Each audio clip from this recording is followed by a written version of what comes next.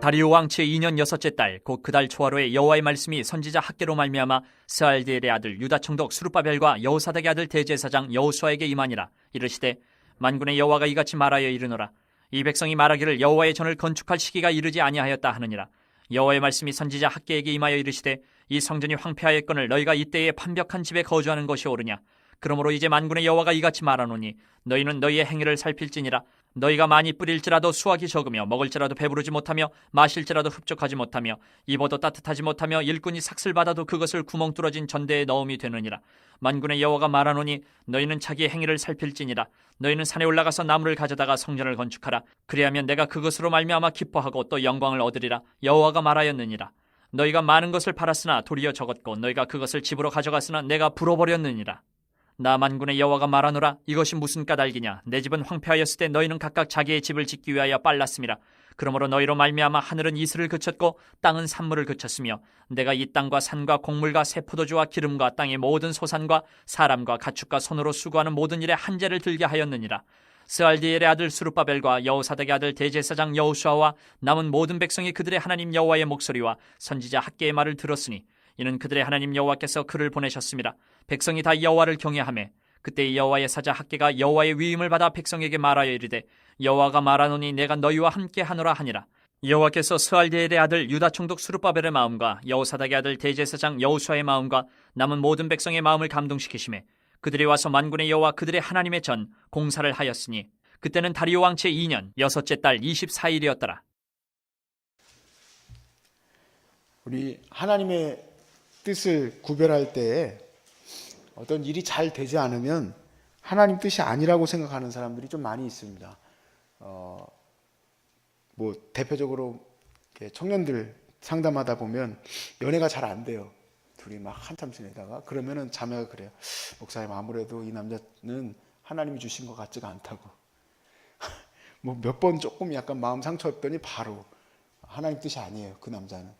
그래서 계속 하나님 뜻이 아니어서 30몇 살이나 되도록 계속 하나님 뜻을 찾고 있어요. 직업도 그래요. 하나님이 주셨다고 막 기도하면서 결국에는 직업을 얻었는데 조금 힘드니까 아이고 하나님이 나한테 허락하신 직업이 아니라고 금방 또 포기해요. 내가 어떤 교회를 찾으러서 갈 때나 또 어떤 또 소그룹에 속해 있을 때나 다 계속 그 변명해. 아유 이 교회는 뭔가 마음에 안 든다. 그래서 교회도 하나님 주신 데 아니다. 또 소그룹에 들어갔는데 소그룹에서 어떤 집사님이 힘들게 했다. 목사님 찾아와요. 아유 여기 이 소그룹은 하나님이 나에게 허락하신 소그룹이 아니라고. 그리고는 그 해는 아예 또 나타나지도 않아요. 하나님께서 함께 하시는데 일이 안 될 리가 없다는 거예요. 하나님께 이렇게 열심히 기도했는데 일이 안 될 리가 없다는 거예요. 근데 성경에서는요, 하나님께서 함께 하실 때 일이 잘 풀리고 안 풀리고는 문제가 아닙니다. 그러나 이 모든 거에서 내가 하나님의 일을 한다는 것은 어려움도 닥치고 환경도 어려워지고 심지어는 아우 진짜 내가 오늘 여기 다시는 가기 싫다 하는 마음이 들지라도 그 중심에 하나님이 기뻐하시는 일이면 우리는 포기해서는 안 되는 줄로 믿습니다. 하나님이 기뻐하시는 일을 우리가 왜 포기합니까? 기껏 몇 개 해놓고 나서 그냥 포기해버리면 어떻게 하겠어요? 오늘 본문은 이스라엘이 하나님한테 혼났습니다. 아주 이 본문은 하나님한테 혼난 구절 중에 유명한 구절이에요. 왜냐하면 성전 건축을 하다가 포기해버렸어요. 근데 분명히 합리적인 이유가 있습니다. 왜냐하면 아닥사스다 왕이 짓지 말라고 조서를 내렸기 때문에 옳다구나 하고 성전 안 짓는 거예요. 아이 봐라. 이 지을 수 있는 지금 상황이 아니라는 거죠. 여기 본문에 학계는 이제 예언이 내린 거고요. 예언이 내리기 전에 역사적인 배경이 되는 데를 한번 찾아보겠습니다. 우리 에스라입니다. 에스라 4장 21절을 한번 가보겠습니다. 에스라는 스라고 돼 있죠. 오늘 스 많이 나오네.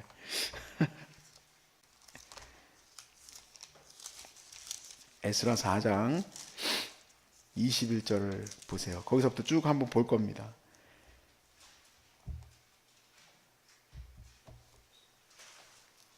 (4장 5절부터) 볼까요? 21절부터 일단은 제가 설교 준비한 대로 21절 이제 너희는 명령을 전하여 그 사람에게 공사를 그치게 하여 그 성을 건축하지 못하게 하고 내가 다시 조서 내리기를 기다려라 그랬습니다.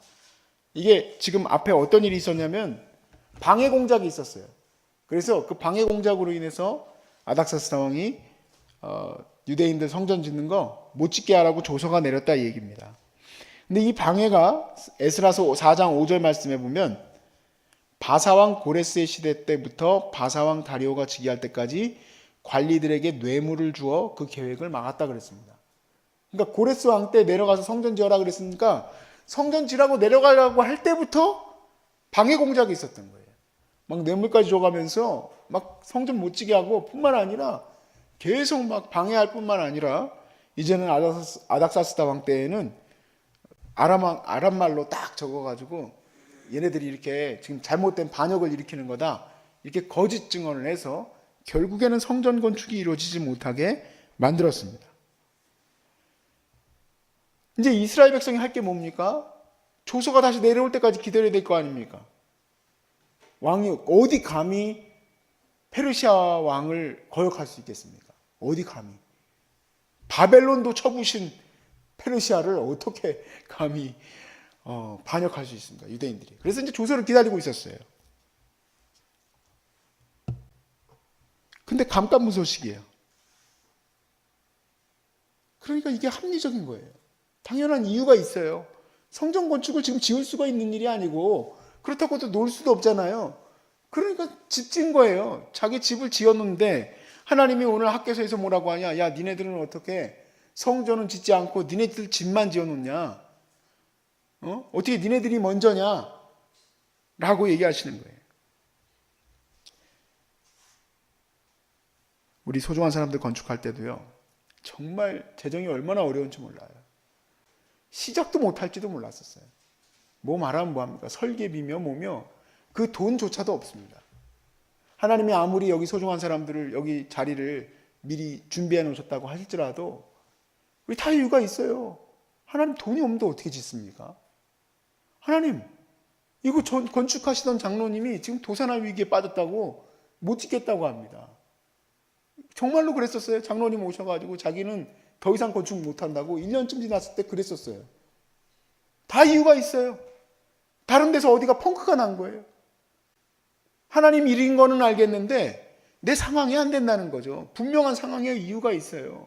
하나님의 일이 먼저라는 걸 알면서도 우리는 분명한 이유가 있습니다. 내 일이 지금 내 코가 석자인데 지금 하나님의 일을 하게 됐습니까? 얼마든지요. 사실은요. 중단될 만한 일은요. 수도 없이 많았습니다. 이 건물을 지을 때도 말입니다. 그러니까 결국에는 이 말씀에서 도전받는 게 있습니다. 내가 영적인 도전을 감당해 나갈 때 하나님께서 기뻐하시는 일은 하나님이 하시는 거예요. 그런데 내가 만일 합리화하고 있다는 것은 뭡니까? 그건 내가 하는 걸로 알고 있는 거예요. 착각 중에 착각이에요. 성전 건축은 이미 하나님께서 이거는 네 능력도 아니고 네 힘도 아니고 오직 나의 신으로 하는 일이다. 성령의 능력으로 하는 것이다. 라고 하나님 말씀하신 거예요. 스룹바벨아, 네가 하는 일 아니다. 내가 하는 일이다. 분명히 얘기해 주셨기 때문에 이것이 방해 공작이 있을지라도 합리화하고 있는 것은 다 뭐냐면 하나님 내가 이래서 못해요. 저건 저래서 못해요 하는 것은 네가 하는 거라고 생각하고 있는 거예요. 소중한 사람들 이 건물 짓는 것도 하나님이 하시는 거라고 100% 신뢰하고 가셨기 때문에 이 일이 가능했는 줄로 믿습니다. 앞으로 여러분들의 일들 가운데 사역 가운데 하나님이 하시는 것을 절대로 잊지 않으시길 주 이름으로 축복합니다. 주어가 뭡니까? 내가 하는 일이 아니에요. 하나님이 하시는 거예요. 하나님이. 근데 하나님이 나에게 맡기셨기 때문에 내가 그 일을 해야 되는데 어떻게 다른 일을 먼저 할 수 있느냐 이게요. 그래서 하나님이 오늘 학개서를 통해서 말씀을 내리신 거예요. 뭐냐면 조서가 내리기도 전에 야 니네 성전 건축해라. 하나님이 다리오보다 위에 있는 거예요. 근데 우리 사람의 생각으로는 다리오가 허락을 안 했는데 어떻게 하겠냐는 얘기죠. 하나님은 하라고 했는데 다리오는 아직 깜깜무소식이에요. 근데 에스라서 5장 1절 말씀을 같이 읽어봅시다. 시작. 선지자들 곧 선지자 학개와 이또의 손자 스가랴가 이스라엘의 하나님의 이름으로 유다와 예루살렘에 거주하는 유다 사람들에게 예언하였더니 선지자 학개와 이도의 손자 스가랴가 드디어 예언을 했습니다. 근데 그 예언이 바로 오늘 본문이에요. 오늘 이제 다시 학개로 넘어와서 학개 1장 4절 말씀에 보십시오. 예언 가운데 이렇게 얘기하십니다. 이 성전이 황폐할거늘 너희가 이때에 판벽한 집을 거주하는 것이 옳으냐. 결국에는 자기들이 원하는 거대로 할 수밖에 없었던 거예요. 근데 그것이 하나님이 싫어하는 일이었습니다. 그 결과가 무엇인가? 그 결과는 하나님께서 노력한 대로 결과를 얻지 못하게 할 거라는 거예요. 니들이 니들 일만 했느냐? 그러면 니들 일만 해. 그럼 그 결과가 좋지가 못한 거예요. 하나님이 복되게 해주시지는 않으시는 거예요. 그래서 6절 말씀에 너희가 많이 뿌릴지라도 수확이 적으며 먹을지라도 배부르지 못하며 마실지라도 흡족하지 못하며 입어도 따뜻하지 못하며 일꾼이 싹을 받아도 그것을 구멍 뚫어진 전대에 넣음이 되느니라. 제가 참 신방 이전에 있던 교회 다니면서 정말 처음으로 희한한 데를 한번 갔습니다. 보니까 그 중국동 보세요. 중국동포 이름이에요. 이름도 보니까 약간 특이해요. 계속 안 나오니까 이제 장기 결석자라서 부목사로서 이제 전화를 계속 했어요. 근데 또 전화는 또 잘 받으셔. 전화하면은 아유 좀 못 나가요. 그래서 하루는 결단을 하고 집에는 안 들어오시니까 제가 직장을 찾아가겠다 해가지고 직장을 이제 주소를 찾아서 갔어요. 갔더니 그 중국 동포가 많은 동네더라고요. 그 대림동. 갔더니 이렇게 물어물어 주소를 쫙 찾아갔더니 거기에 크게 안마방이라고 써 있어요. 안마방에 처음 들어가 봤습니다. 그래서 안마방에 들어갔더니 안마를 하시는 분은 아니고 보니까 카운터를 보시고 계시더라고요. 진짜 말 그대로 너무 안 나와서 쫓아 들어갔는데 그분에게 그랬어요. 쉬는 날이 하나도 없냐 그랬더니 쉬는 날이 있대요. 충분히 쉬게 해주는데 그러면 교회 나오면 되지 않냐. 주일하고 안 맞는다는 거죠. 그러면 우리가 사실 그 교회가 매일같이 예배가 있었거든요. 저녁마다 우리 이렇게 하는 것처럼 예배가 있었기 때문에 언제든지 오셔서 예배 드리면 된다. 그랬더니 자기는 쉬는 날에도 다른 일을 또 한대요. 아 그럼 이것도 말고 또 다른 일도 하시냐고. 아 그래요. 제가 지금 젊을 때 돈 많이 벌어놔야지 언제 돈 벌겠냐고 그렇게 얘기를 하시더라고요.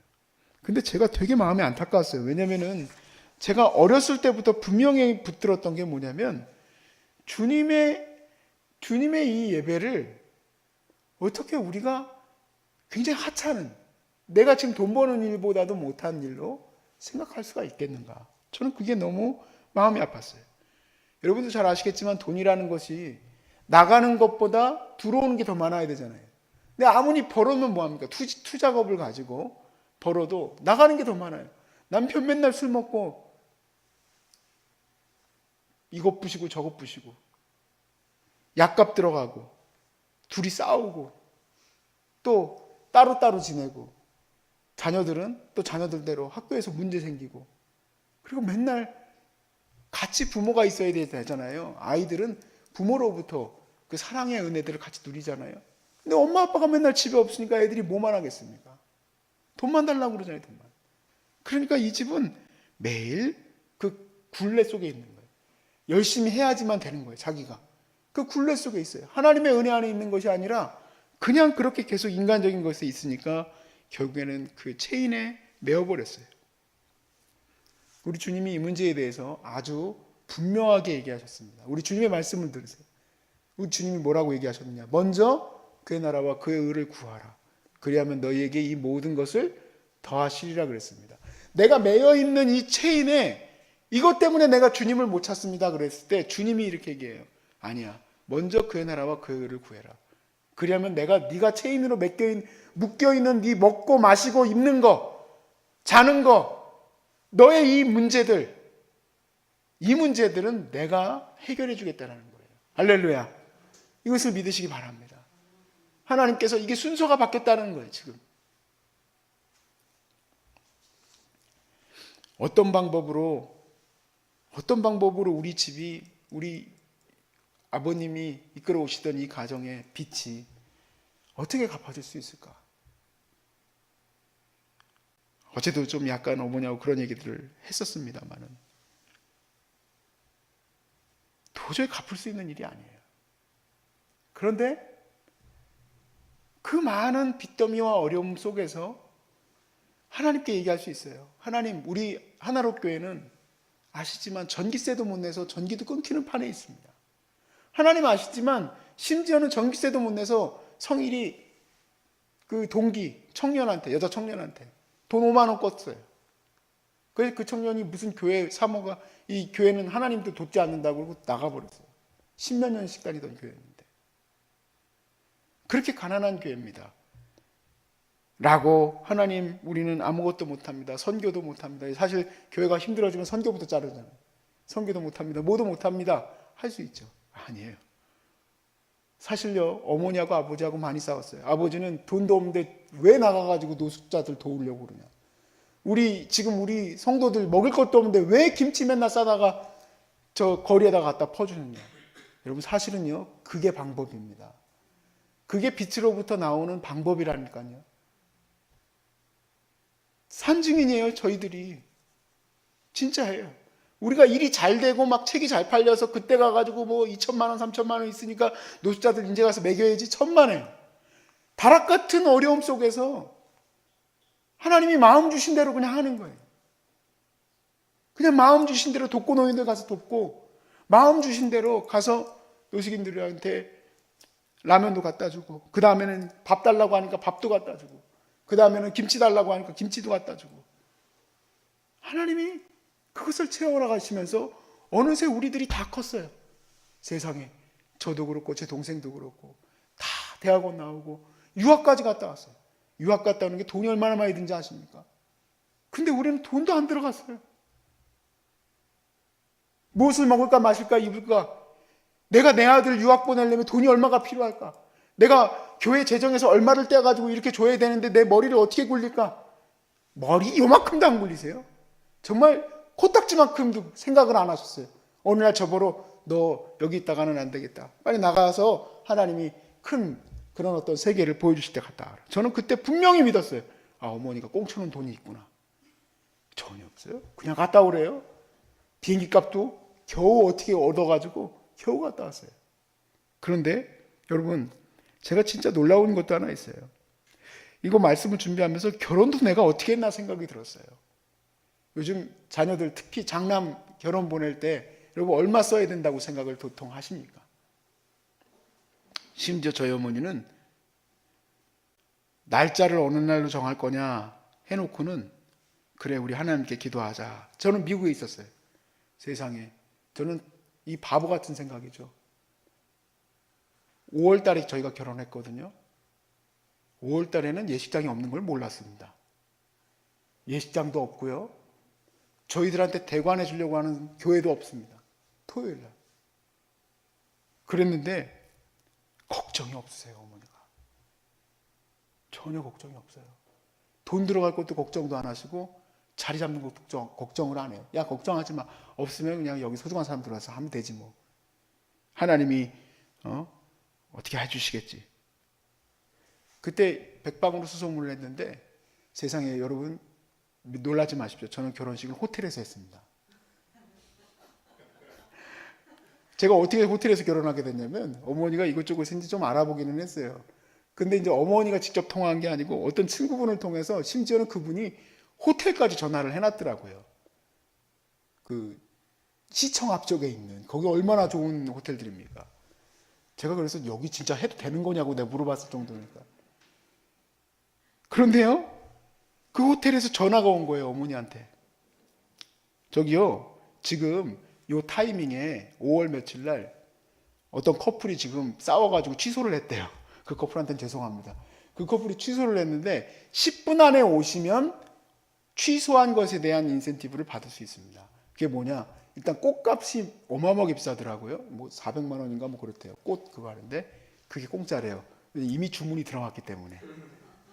그게 공짜고 밥값도 30%가 DC가 됩니다. 그러더라고요.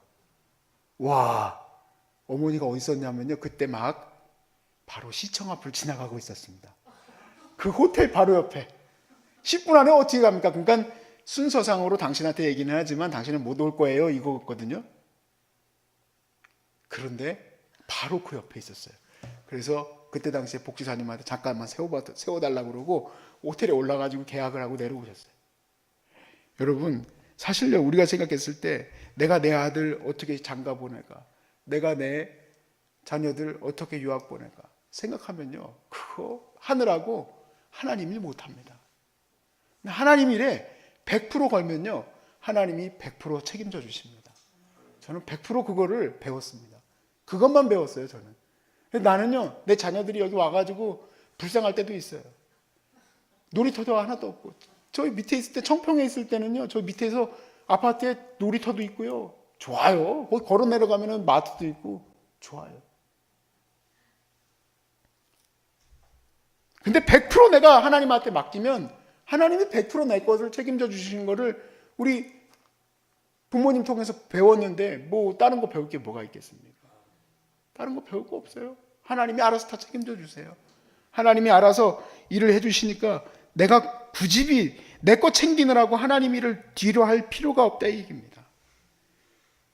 우리 말씀에서도 학개와 또 스가랴의 예언을 듣고 스룹바벨과 그의 거룩한 백성들이 공사를 재개했을 때 이렇게 얘기를 하십니다. 하나님이 함께 해주신다. 하나님이 이제 그들과 더욱더 그 사명들을 감당할 수 있도록 도와주신다. 12절에서 13절 읽고 마치겠습니다. 같이 읽겠습니다. 시작. 스알드엘의 아들 스룹바벨과 여호사닥의 아들 대제사장 여호수아 남은 모든 백성이 그들의 하나님 여호와의 목소리와 선지자 학개의 말을 들었으니 이는 그들의 하나님 여호와께서 그를 보내셨습니다. 백성이 다 여호와를 경외하며 그때 여호와의 사자 학개가 여호와의 위임을 받아 백성에게 말하여 이르되 여호와가 말하노니 내가 너희와 함께 하노라 하니라. 아멘. 공사가 잘 진행됐을 뿐만 아니라 하나님이 그들의 삶을 잘 지켜주셨습니다. 우리는 솔직히 말하면 내가 하는 줄 알고 하나님 앞에서 이거 못합니다 저거 못합니다 합리화해요. 그런데 그러지 마시기를 바랍니다. 주님이 말씀하셨습니다. 먼저 그의 나라와 그의 의를 구하라. 그리하면 너희에게 이 모든 것을 더하시리라. 믿으시기 바랍니다.